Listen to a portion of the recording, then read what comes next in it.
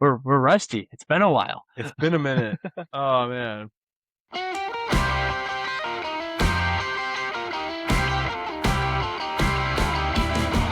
What's up, everybody? Welcome back to yet another episode of Boomer and Junior. My name's Boomer. And I am Junior. Welcome back, everybody. It's been a hot minute since we did one of these. It is the off season, and just like the athletes, your superstar hosts need breaks as well.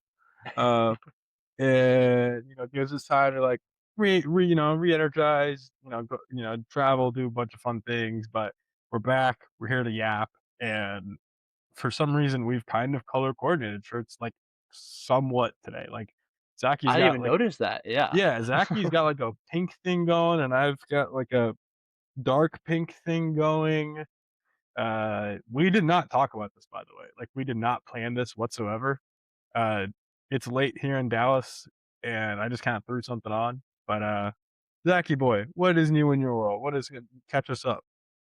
Well, yeah, Nick, I don't know. This is just a work shirt for me, so I don't know. It's just kind of a coincidental. I think maybe you were matching me somehow, telekinesis or something there. But I just knew. yeah, things going good here. Good to be back in San Diego, able to do some fun stuff, hanging out with a lot of friends recently. We had Good. 2 birthday parties we went to this past weekend, so that was fun. Busy. Yeah, I just gotta get surfing more, man, to be honest. But yeah, how are things going for you over there in Dallas now? Sounds fun, man. I was telling my girlfriend this weekend, like, we've been traveling a lot. Like, we've been traveling a lot the last 2 months. Like, you and I obviously traveled a month ago, but like even around that, like uh just moving and seeing people, like, not just here in Texas, but like all over the country. And you can tell the travel is officially like weighing on us physically. And you know what? It I have to constantly remind myself, like, these are good blessings to have. Being able to see people, these are good problems and burdens to have, right? Like, you don't, to be able to go see people they care about is great. Lots of travel lately. Just got back from Chicago a couple of nights ago, visiting some family there and seeing some friends. It is so nice to be home. It is just so nice to kind of like shower in your own shower and sleep in your own bed and do the little things that you appreciate, right? Yeah. And sort of get back into swing and, back home. But hey, we're back. And part of getting back into the swing of things is getting back on the Boomer and Junior. Like I alluded earlier, we're still in the off season. So we don't have any real active play going on around college sports. There's tons of it, but not necessarily anything in the football, basketball world. But we're here to yap. And part of that is the activity that goes around with college football, specifically around what we like to call the coaching carousel. In Hmm. both towards, I guess, the end of the regular season during playoffs, but also a lot that happens after playoffs are done. We got a lot going on, folks. Something I talked about with Zach before we recorded is we're sub 100 days out from opening day. I do want to point that out. We were building the outline for this, and it's just the feeling of being able to like write down names and teams that are familiar to me and make me happy. Just gave me so much joy, and so we got a lot of stuff to talk about. Yeah, we're chomping at the bit for sure to get this next football season started up. That's for sure. Yeah. Ain't that the truth, man? Ain't that the truth? Mid Zach, to you want late to kick us out with August that? cannot come soon enough. Let's out with this first one, Uh, man. It's pretty big. yeah, the big one, the one that caused the most drama, had all the tea and stuff going on, and Lots. dragged out early in the season, or I feel like midway through the season was already going on, everything. And that's the LSU head coaching job, the golden gem of the hiring cycle this year. LSU fired Brian Kelly mid-season, Yeah, they well-deserved. did. Brian Kelly, obligatory Brian Kelly, you bum. You Uh, bum. Brian Kelly, who this is the last you'll hear of during this episode because he did not get hired during this coaching cycle. Perhaps something Good. about his personality and also Good. lack of coaching ability. Yeah, I think with this one, man, let's talk about the firing first, right? I think completely warranted. He and I'm going to turn on the Notre Dame lens here for a second, all right? He left Notre Dame when he was doing well with them and with the excuse of or with the reasoning of, hey, like I can't win or get near a national championship with Notre Dame. Lo and behold, the next year Marcus Freeman takes us to the Natty, right? Meanwhile, yeah. Meanwhile, literally, he couldn't do much with LSU. That to a stacked LSU team. Not to forget the NIL funding that he gets from that as well. Mhm. No, I think it's a testament to literally his coaching, dude, and his attitude. It's piss poor. I want to go back to things we talked about. His so many of his players came out after and talked about how horrible of a head coach he was, how horrible of a person he was, and like uh in general, just like not great reviews of the man. Look, I he's now paying it off. I saw a report that he's paying it off as like I'm taking a year off. I'm taking a gap year, right, from coaching. Uh, Also, I thought this was hilarious. He did an interview a couple weeks ago where he was asked, like, "Brian, what are you gonna do in the next year?" He goes, "I'm gonna go visit my guys. I'm gonna go visit my guys. I'm gonna go visit Marcus up at Notre Dame, where I did a lot." And it's just like, dude, nobody wants you to step foot in South Bend. Nobody wants you within 40 or 50 miles from South Bend. Stay away. No, I think karma is very real. I think karma is very real, and what he got, he deserved. There's so much more I could talk about this, but yeah. Nick, I think if either of us were to hypothetically find ourselves on Notre Dame's campus, this upcoming fall and Brian Kelly were there, I think we would be behooved to spit in his direction. Just Yeah, I think if hypothetical. what I think if perchance one of us found ourselves on Notre Dame's campus, perchance, I think that would be a very, very accurate an accurate assumption. Mhm. Quick thing I do wanna just because 'cause I'm salty about this, Brian Kelly's daughter was at Notre Dame when he left the job and flamed Notre Dame and, like, was all about "Go Tigers, go this and that," and, like, karma's a bitch, karma's a bitch, that's all I'm gonna say. Pardon my French, but yes, I wanted to sneak that in because I never forget about that. All right, we've spent enough time talking about Yeah. this bum. One more, Brian Kelly, you bum. And You now we're on to bum. another bum, and that is Lane Kiffin, the snake. Oh my Woo! gosh. Talking about going from one toxic guy to another. Somehow, I think it might have gotten even more toxic down there in the bayou. Um, It Lane kinda Kiffin, did. who, yeah, I mean, flirting with this job offer and teasing about it, like seemingly like a high school girl wanting drama for attention, genuinely, from, pretty much the mid-season point when the job opened up and Yeah. until he actually did accept the job. It was insane. I mean, leaving the team mid-season, not coaching I them think for their college football playoff run, it was nuts. I think Kiffin's truly lost all his credibility from this point onwards. Like, you could make arguments that at Ole Miss that he was building it back up, and there was so many, like, post, like, commitment interviews on the tarmac where Kiffin was like, "Oh, I just appreciate Ole Miss, and I just gotta do what's best for me in my career. It's a great opportunity." BS, alright? BS. Kiffin is a snake, and there's a track record of how he will burn bridges on his way out. And all I'm saying is, uh, look, he's it kinda makes sense, Kiffin for LSU. It kinda makes sense from a coaching standpoint, an environment, and, like, a mentality standpoint. It makes a lot of sense. But, man, if he fails if he fails, this is going to go down as one of the most humiliating head coach hires, not necessarily from LSU's standpoint, but from Kiffin's standpoint. I think, man, he's going to like I don't know what his reputation would need at that point, quite frankly, but Mhm. it sure would be a lot. Let me put it that way. Yeah, I mean, this was one where, Lane Kiffin's had his issues in the past and everything, and, it seems like he's become a lot better, been able to rehabilitate and strengthen himself as a person, which is wonderful.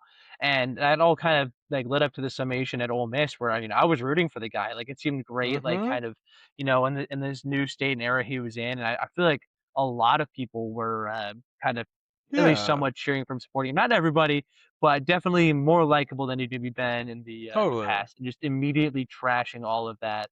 Um, by again, especially in the fashion in which he did, abandoning them and going to LSU, it was crazy. And this feud is still going on, right? I mean, this was just Yeah. even in the last month or so. There's been all this talk. He was talking about how it was really hard to recruit to Ole Miss, which actually I will say is valid because Mississippi is like a fairly has a lot of racially insensitive stuff ingrained into the history of the school. Like, even Ole Miss is I forgot how it is, but that's technically, like, got some, like, racist origins, and, like, the rebels are kind of, like, the Yeah. Confederate rebels, and there is a lot of stuff there, I will say, to be fair, but, like, just taking an unnecessary shot at your alma mater, or not alma mater, but your former, Yeah. coaching spot, right? No, for sure. It just seems so extra from him. Yeah. I Lane Kiffin, we'll see how you pan out, man. Mhm. Speaking in Now the Ole Miss world, staying in the mhm. Ole Miss world, another name to bring up is Pete Golding. Pete Yeah. Golding, former DC under Lane Kiffin, kind of thrust into the position of head coach, not interim, by the way, permanent head coach during the playoffs. The question I put down here is how will Golding do during his first full year? I think the ceiling is high. I think the ceiling is high. The notes I put down are that he's a defensive-minded head coach, right? So there's that angle, but he's got a guy like Trinidad Chambliss coming back in to lead a team, and he's got a stacked roster around it, right? And so, Mhm. I mean, honestly, just point the boat in the right direction, and honestly, this thing could fly. Uh, they could do it. I mean, they could make another appearance in the playoffs. I could totally see it. And Golding's one of those guys, like, he's one of those, uh, Coach Saban dogs is what I like to call it. You know, learned under the guy himself, and, like, his boss, like, has done nothing but amazing. So, Golding could be it. I think this is a great hire for Ole Miss given not only just given their Mhm. circumstances, but in general, I think it's a great hire. Absolutely. Yeah, I mean, he's done, everything he can to sever ties with Lane Kiffin, ever since Lane left, and, really kind of separating that, and he seems to be really all in on Ole Miss, and seems like a mutually exciting opportunity, and, like, kinda new head coach, starting up there. Yeah. I think it's gonna be big, the continuity that he has. He has his 2 biggest stars in Trinidad Chambliss, but also star running back Hugh Lacey Yep. coming back. These are both huge announcements, gonna be really big for that program to kinda maintain some continuity, stability, especially on the side of the ball where he isn't, necessarily from as much, right? Like you said, defensive-minded head coach. So having your star quarterback and star running back coming back is gonna be really big for kind of keeping things running on that side of the ball. I honestly I mean, I guess I don't think I would say it'd be a disappointment or expect, like, if they don't make the playoff, but I see no reason why they, like, can't make the playoff at this point. Um, Yeah. you know, I think if anything, keeping some staff there too. it'd be an experiment they tried, didn't work, try something new. Mhm. I don't think it'd be as disappointing as Kiffin would be in Baton Rouge, you know what I mean? Yeah. Mhm. No. Yeah, I feel like they're about as well set up to make a playoff as any team could be after their head coach leaves. Is As good as they'd wanna Yeah. be, for sure. Mhm. As good as they'd Yeah. wanna be. Yeah. Yeah. So, yeah, Alright. really excited to see that. That'd be really fun to, see them maybe make the playoffs, and Ole Miss actually, or and, LSU miss the playoffs would be a pretty funny, Oh, situation for this year. I would milk it. I would milk Mhm. that so hard. I would laugh on the podcast 100%. Yeah. Unfortunately, it would have been funny, if these 2 teams did play each other. They do not, wait, no, sorry, they do. Yeah, Ole Miss and LSU play each other, September 19th. So, It's in Ole Miss, right? Like, LSU's it on the is road. in Mississippi, yeah, so circle that on the calendars. That's gonna be a really wild game for Oh, sure. it's gonna be ugly. Okay. Alright, let's keep I'm this train pumped. moving. Yeah. To get really depressing all of a sudden, then we're gonna talk about a team that I don't like as much. That'd be the Michigan Wolverines. Mhm. Um, Former head coach Sharon Moore, talked about that a little bit. We don't For need to obvious rehash that right reasons. now. Some mental health issues and other issues going on there. Hoping, yeah, like you said, gets to the rehab recovery he needs, and that Yeah. justice is served for the victims and everything. Yeah. But anyways, though, there was a vacancy, and considering how late in the process it occurred, Michigan did a pretty good job here. They hired Kyle Whittingham, the longtime Utah Utes head coach, to replace him. Nick, what are your thoughts here? Oh, man. Let's talk about this, right? He's a longtime Utes head coach, coached there from '05 to 2025, right? So, he was there for 2 full decades. Right, I think he hit a bit. Here's my thoughts on Whittingham, right? I think he found a sense of comfort and a sense of, like, this I might not be the right phrase to use, but like rinse and repeat at Utah in terms of like getting like the same amount of success and they were happy with it. That's not going to fly in Ann Arbor, right? That's not going to fly for a second in the big house. Like, here's the thing, right? I think, Utah is one thing, but can Coach Winningham like take on the bright lights in Ann Arbor, man? I think I you can't judge a coach on their first year, obviously. I don't know how his first year is gonna go. There's a lot up in the air, right? But I think there's potential to be good. I think there's potential to be good. Now, is Kyle Whittingham the guy that's gonna take you to the national championship? My gut says no. My gut says no, whether that's year 1 or year 4, right? Like, part of me just doesn't think he's got the caliber to get up there. I could be so wrong. I kinda wanna be proven wrong, but also don't because it's Michigan. But, uh, yeah, Kyle Whittingham, I mean, not a bad hire, like you said, but it's just a matter of you're throwing a guy like this into the deep end, and, does he have the mojo to keep it going? Or does he have the mojo Yeah. to hit it big, I guess? Yeah, I mean, he had a really solid career there coaching in Utah, working his way up the ranks there and stuff as an assistant, then becoming the full-time head coach. Um, and yeah, it seemed like he was just losing a little bit of gas kinda in the last season or 2. And so to go from that and he's kind of at retirement age. He's almost 70 years old. And so, to go over then and take this Michigan job, like I don't know how well this is gonna work out for anyone. Yeah. One thing's for sure, he's gonna get paid, and that's gonna be a nice lining to his bank account and stuff, and that's gonna be great and wonderful. This is definitely and that's the other part too, right? It doesn't feel like a great hire for Michigan when you look at the overall cycle, but when you consider when in the cycle this occurred, it was a pretty good hire, I will say. Yeah. Um, yeah, it would be hard to imagine him coaching there by the time 2030 rolls around. I just feel like this is gonna end sooner than that because 'cause they're gonna get opportunities at some new young head coach who's I could see balling it. out at some Group of 5 school or whatever, but, I could see it. yeah, we'll see how this goes. I think Michigan's gonna be fine. I think they'll make a bowl game. I don't If think they're anything, gonna make you made a a good point. playoff, though. You made a good point about them potentially looking at a 2030 coaching hire. Kyle Whittingham is a great transition head coach, I feel like. Keep Yeah, him winning, mhm, and that's what this is a bridge coach, yeah, for sure. keep him happy, like, keep the base happy, get a good amount of wins every other year, maybe not maybe playoff run, who Mhm, knows, but, like, you're not gonna expect much. You're not gonna expect yeah, the world, right? And so, yeah. mhm. The only thing is this is kind of tough though, because yeah, I feel like this is kind of tarnishing his legacy a bit. Played at BYU and then ironically coached for the enemy in Utah for a bit, Yeah, but just kind of like embodying Utah football. I feel like he's kind of like the he poster did. boy for Utah football, like the state Yeah, of Utah. And so this weird kind of exit, because there's kind of some drama too, if we're gonna get into in a second with Utah's new head coach of, he was kind of named the coach in waiting, and they were kind of at the point of wanting Whittingham to just like leave, get retire, whatever, out. so they can move Yeah. on. Because their coach in waiting was like, all right, been coaching waiting for a while, time for me to start coaching. And so it was just a really weird, awkward end to it. Um, yeah, Yeah, we'll see how things end up finalizing, but it seems like it might have been a good time to just ride into the sunset, but who knows? Maybe he'll win a natty. I've got no idea. and that's a great segue to talk about the Utah Utes and them bringing on Morgan Scalley. Mhm. Longtime Utes DC, and I think he was DC for what, 10 years or so? Long time. Yeah, finally turned at head coach this past December. You alluded to the fact that, he was kinda, like, in the wings and, like, he was being sort of, like, groomed in a way to take on the head coach position. Mhm. Here's Boomer's take. I think it's a great hire for the program, right? This guy's been in and out he's been in the facility for the last and the program for the last decade, right?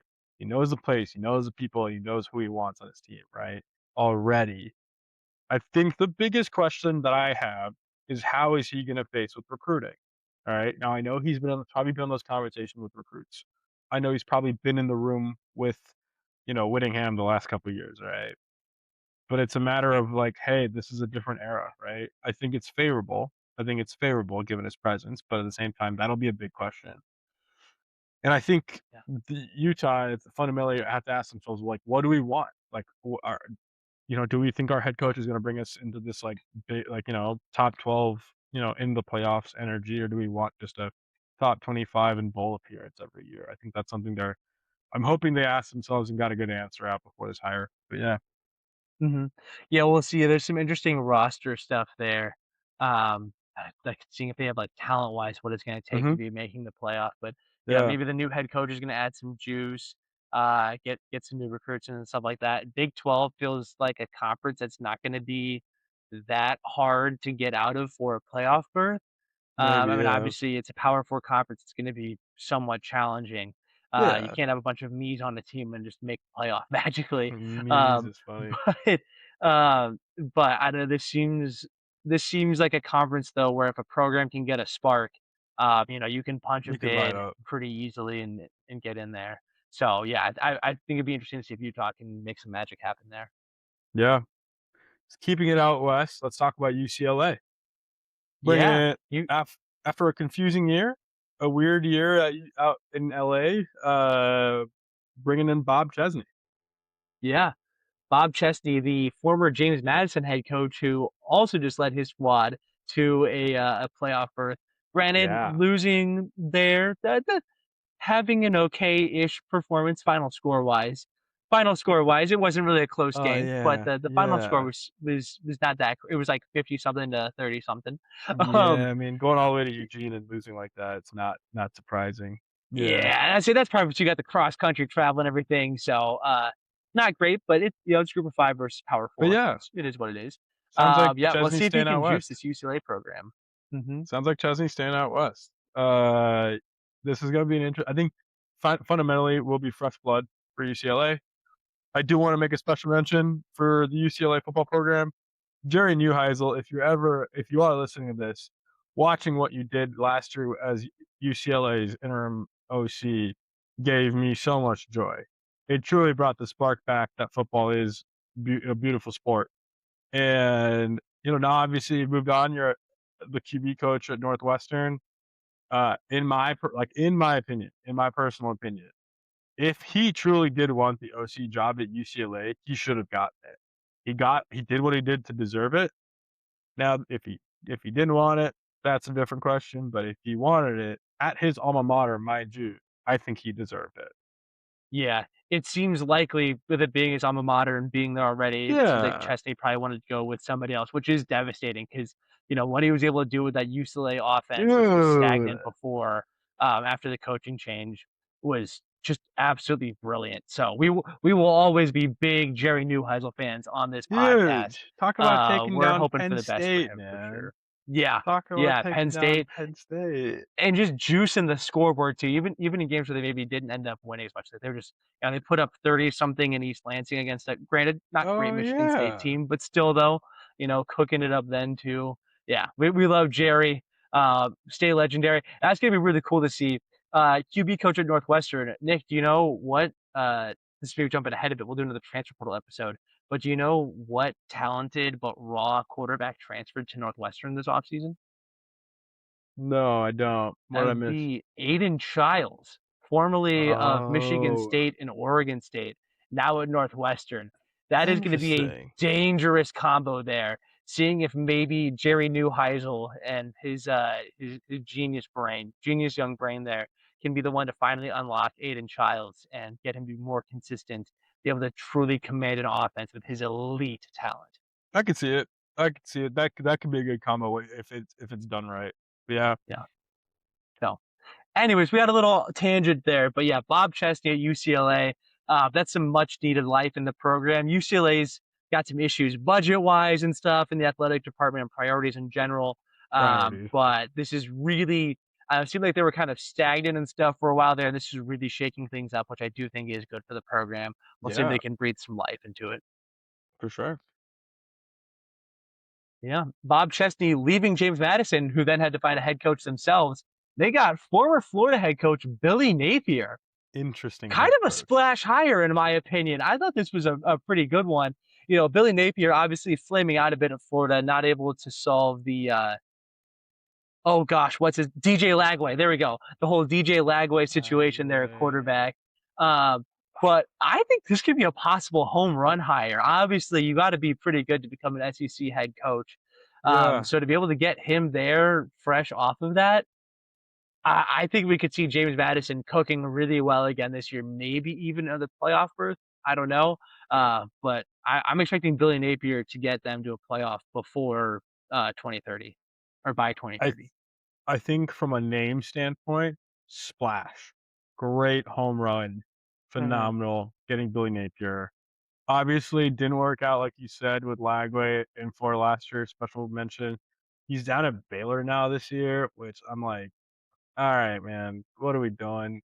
Sounds like it's another DJ Ukulele, like like, version, right? And, like, not Yeah. just because 'cause they're both Hawaiian, but, like, literally because 'cause they're both not good SEC/ACC quarterbacks. And now I guess Big Just 12. state of Anyway, Florida. state of Florida, right? Yeah. Anyway, I think from a Billy Napier standpoint, this was totally a downgrade, right? This is totally a downgrade. You're moving down conferences, you're moving down name brands. James Madison, not a bad name, but like you're still moving down from the juggernaut that is Florida. Hmm. It's blatantly obvious you didn't do well at Florida. All right.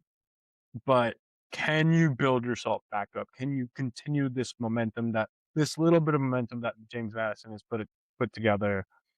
Yeah, and I think, Zach, not to steal your thunder, man, you put down "Is James Madison head coach you?" in the notes.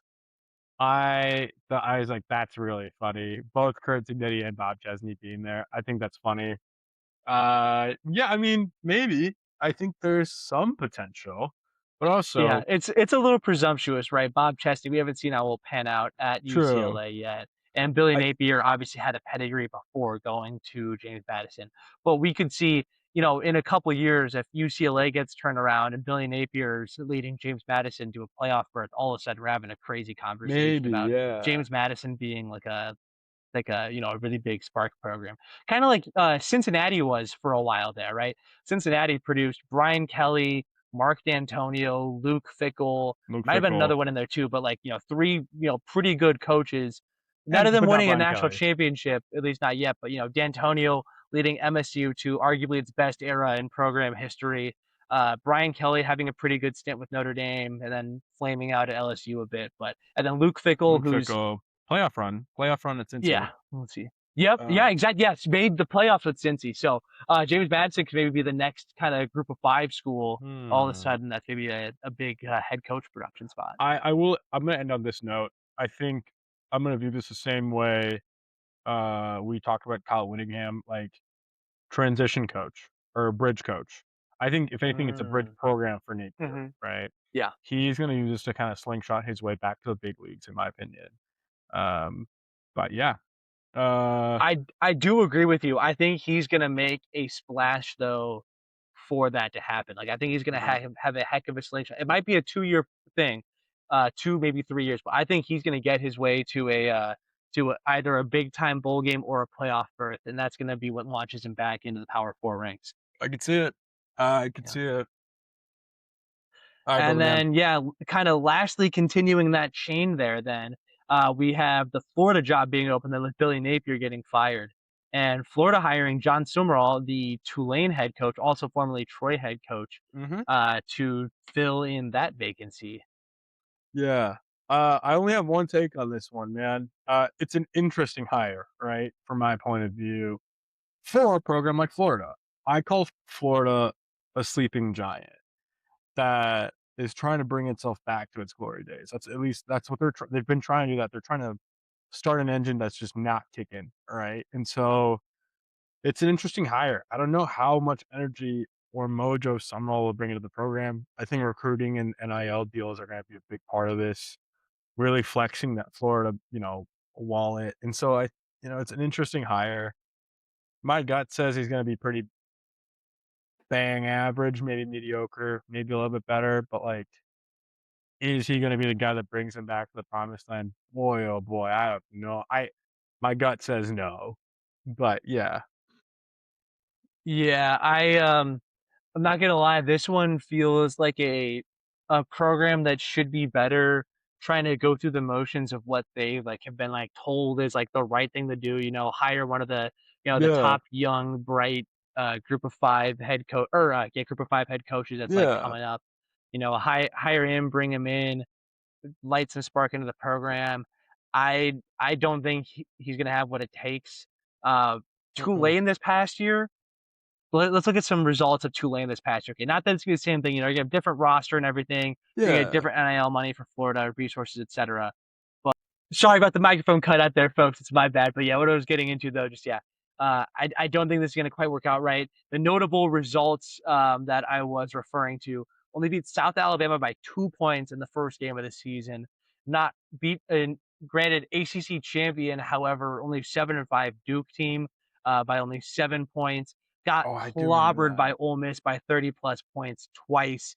Also lost to UTSA by over 20 points. Wowza. Uh, like, don't get me wrong, had a good season at Tulane. I just don't know if he's quite him. That's my thoughts there. Yeah, I'm gonna end on this. We are gonna talk about him here in a sec, but James Franklin was mentioned for the Florida. He was tied to the Florida role a lot last year, after being let go of Penn State. And in my mind, that one made sense. That one clicked. The energy he brings, the brand that he brings to Florida could have been a match made in heaven. Obviously, don't know if they ever made contact, blah, blah, blah, blah, blah. All I'm saying is if they didn't recruit him or if they didn't pursue him as well as they should have, that is something they're probably gonna regret. But yeah. yeah. I also think Florida has the cachet that, like, you know, could have gotten that program to a playoff.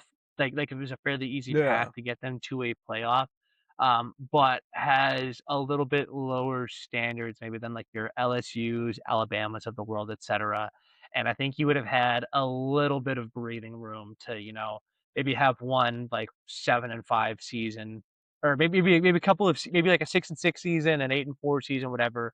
And then like, okay, third season, like you better make the playoff this year now. But like give him a bit of a runway though, which I think would have I think Franklin could have achieved that timeline. But Yeah. alas, we live in a world of win now, no matter what. Um, Yeah. yeah. Let's get to this next We one, can man. jump It's a out of good order a one. bit here. I have one that I'm excited to Okay. talk about, but since Let's we're do it. talking about James Franklin already, I think we can just go ahead and dive into that one Let's do first. it. Let's do Yeah. it. Uh, James Franklin, fired from Penn State like we talked about. Pretty yeah. crazy, but getting picked up at Virginia Tech. Um, yeah, I'm really excited about this. James Uh, Franklin it, going to the Hokies. There's I Virginia Tech hit the lottery with this one.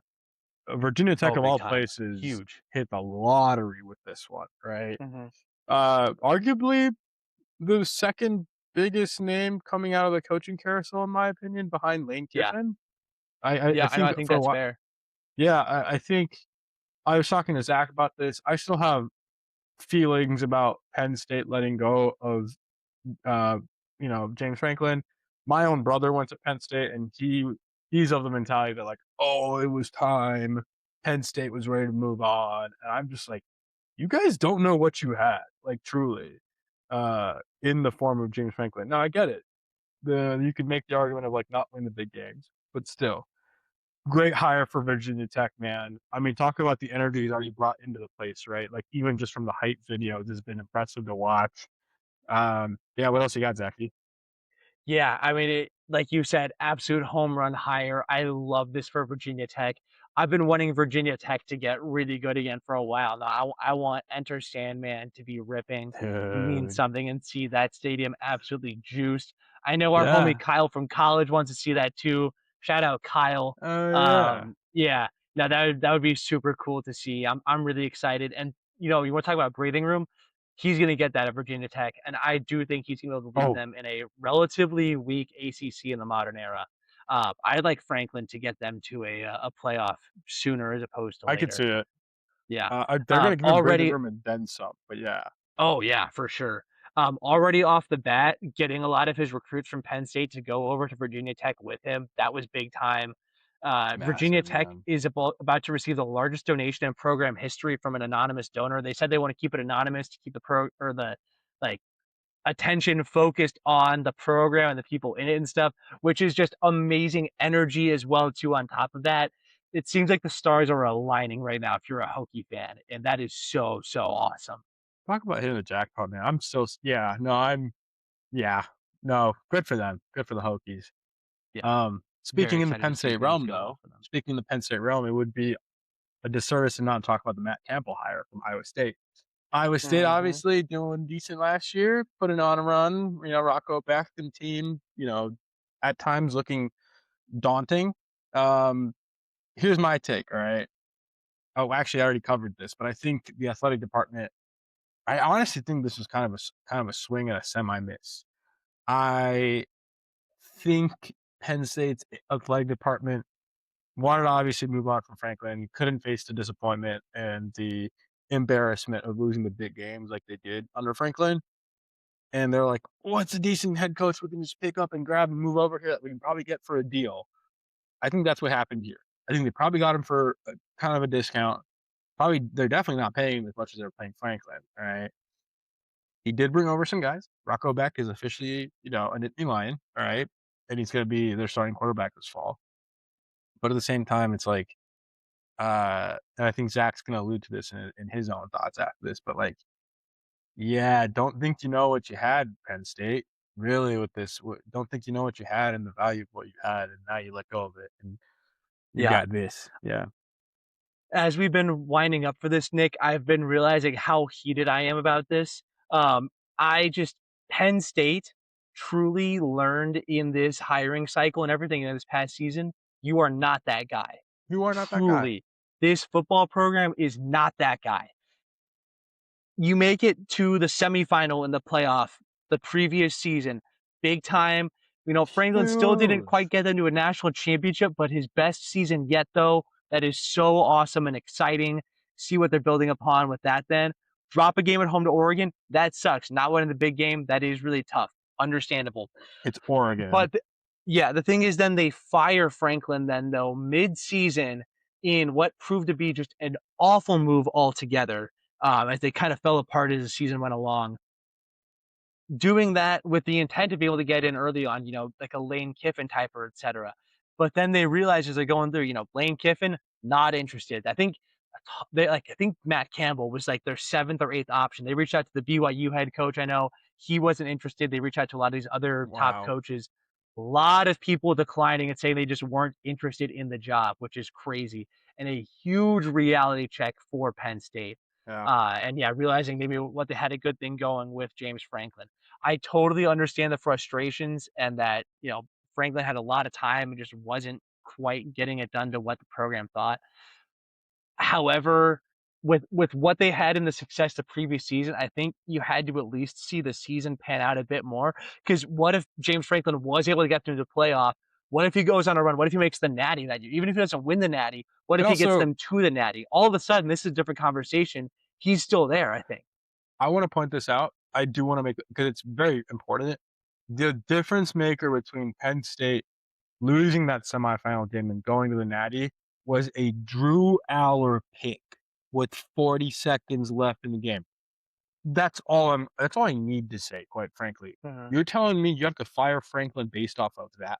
Like, like respectfully, like Penn State botched this one. Like I could truly see this now being the start of a very dark period at Penn State. Yeah. Mediocre football at best. All right. And I don't see these guys being in the playoff for at least a couple years, if Oh, even. no shot. No Uh-uh. shot. No, this is Uh-uh. this has gotta be of the teams we've talked about so far, this has gotta be one of the least confident ones. Yeah, Actually, shaky of as every heck. team we've talked about so far, I like LSU, Ole Miss, Michigan, Utah, maybe not UCLA. Of all the teams we talked about so far, the only one I don't think will make it to the playoff before Penn State would be UCLA. I like That's a every take. other program we've talked about, though. Granted, some have easier paths, but with that in mind, I think all of those teams would make the playoff before Penn State would with this move. Florida's They're going to gotta be make it worse off FBS. now, at least for the first year or two, than they were under Franklin. And Yeah. there's a good chance that even if Matt Campbell flames out and stuff, this is still a necessary separation that needed to occur to end up finding their actual guy. Well, I think they thought they were going to find their guy in this hiring cycle and realize that they do not have the cachet, the power that they thought It's they really did. And it's going to disappointing to be a see. rough few years for Penn State now. It's really disappointing to see because what they had with Franklin was kinda special to watch. Hmm. It Yeah. was it like, they were playing phenomenal football, and so, yeah, you drop a couple games, but that doesn't mean you fire the guy that's had your back and, built your team.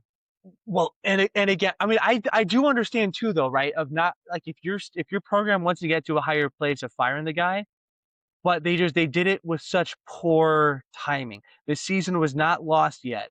They didn't gain anything by firing him sooner. That's the thing.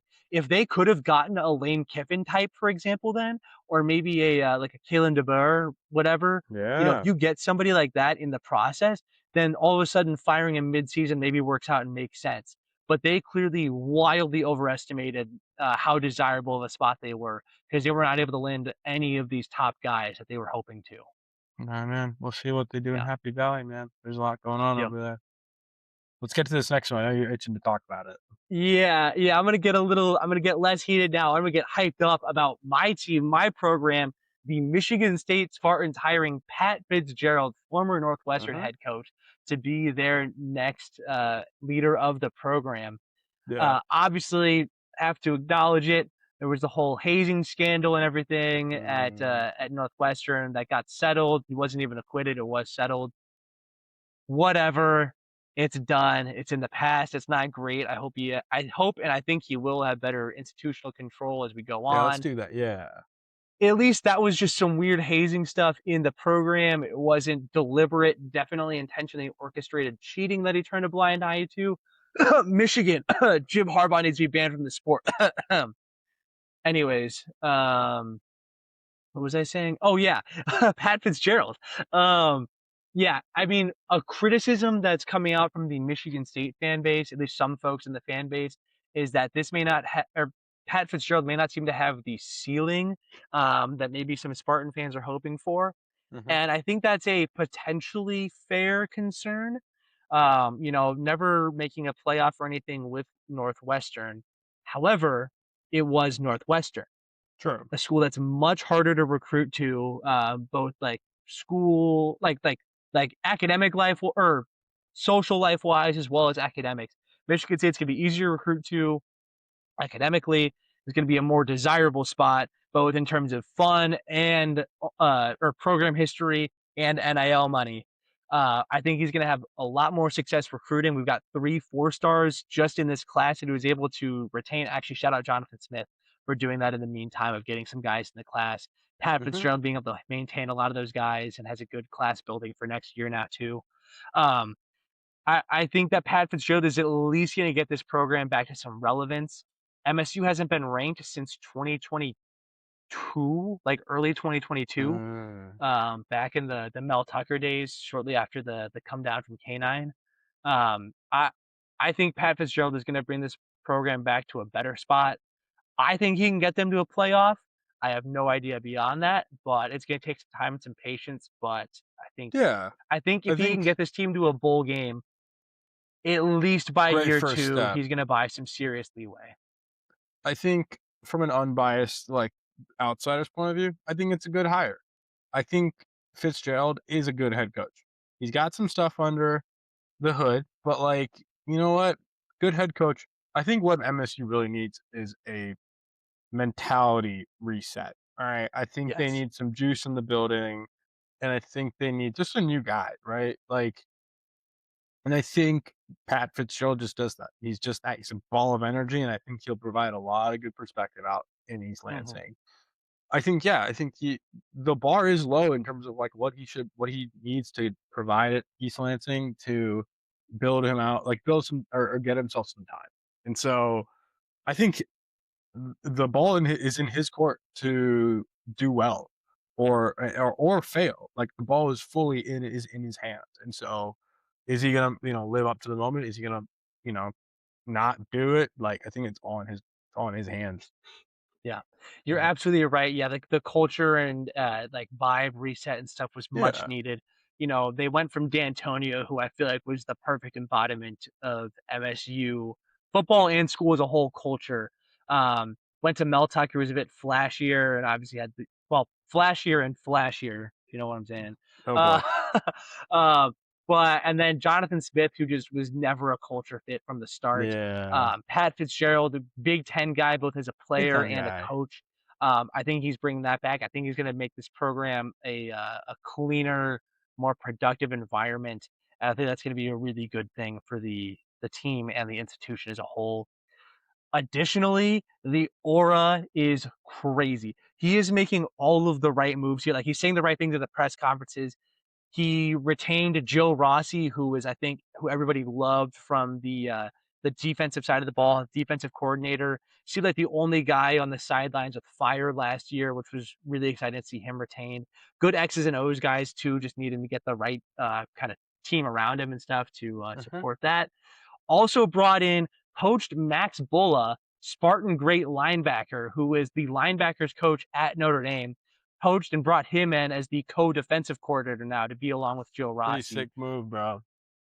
In East Lansing, we've been talking about that forever, getting Max Bulla in, a guy who several NFL coaches have said is the smartest person they've ever, or smartest football player at least that they've ever met. So we're excited to get him back in the program, groom him to be the solo defensive coordinator eventually, and maybe eventually the head coach. So stoked about that, though. We're really hyped about that. Also bringing back fan favorite Charles Brantley, who had the game-winning interception against Michigan in 2021. Just, I know, great stuff all around, getting the D lineman revamped and everything. This is just very exciting time to be an MSU football fan. Win total right now over under set at like 3.5, I think, which is pretty low.